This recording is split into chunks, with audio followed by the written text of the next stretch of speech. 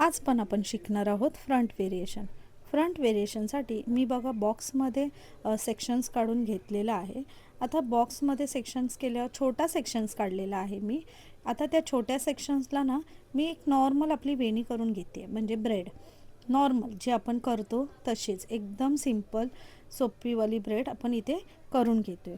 आता ती ब्रेड इथे करून झाल्यानंतर खालचा एक बॉक्स सेक्शन्स काढून घ्यायचा आहे. बॉक्स सेक्शन म्हणजे जसं आपण मागच्या व्हिडिओमध्ये बघितलं ना हाफ फ्रंट व्हेरिएशन, तसाच हाफ मी पूर्ण काढून घेतलेला आहे. हा सेक्शन थोडा जाड आहे, तुम्ही बघू शकता वॉल्यूम थोडं जाड आहे. सो त्याला आपल्याला नॉर्मल वेणी करून घ्यायची आहे.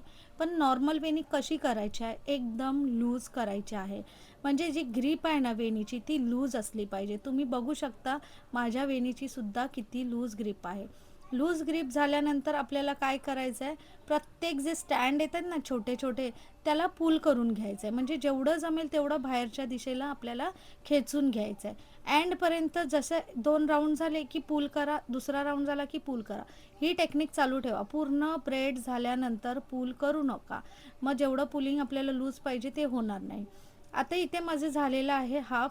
आता मी खालचे करत नाही कारण मला इथे स्पिन करायचं आहे, म्हणून मी अर्ध्यावरच मी स्टील पिन केलेला आहे. आता बघा ती जी वरची वेणी आपण केलेली ना छोटी, ती त्याच्यावरती मी घेतलेली आहे, म्हणजे थोडंसं क्रिएटिव्हिटी केलेली आहे. आता एक साईडची तर माझी झाली कंप्लीट. आता दुसऱ्या साईडची पण सेम टेक्निक फॉलो करत आहे.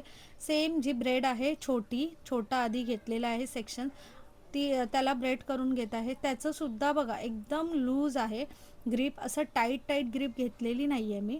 आता ही पण पूर्ण कंप्लीट करून घेते. सेम जसं तिथे सुद्धा घेतलेला बॉक्स तसाच इथे बॉक्स घ्यायचा आहे, थोड्या जाड केसांचा. बघा तुम्ही सेम घेतलेला आहे, म्हणजे तेवढीच तुमची थिकनेस आली पाहिजे ब्रेडमध्ये, तरच दोन्ही साईडची लेवल एक लेवल दिसेल. जर तुम्ही साईड पार्टिशनमध्ये केला तर वन साईड जास्त थिकनेस होईल आणि वन साईड थोडं कमी थिकनेस येईल, म्हणजे थोडा कमी व्हॉल्यूम येईल. म्हणून नेहमी क्लायंटला विचारूनच तुम्ही फ्रंट व्हेरिएशन करा. जसं सांगितलं तसं पुलिंग खूप इम्पॉर्टंट आहे. बघा माझं 1 2 3 राऊंड झाले की मी पुलिंग करते, म्हणजे मी पूर्ण वेणी करून अशी पुलिंग नाही करत आहे. प्रत्येक ह्याला पुल करत चालले, म्हणजे 2-3 राऊंड झाले की मी पुल करते.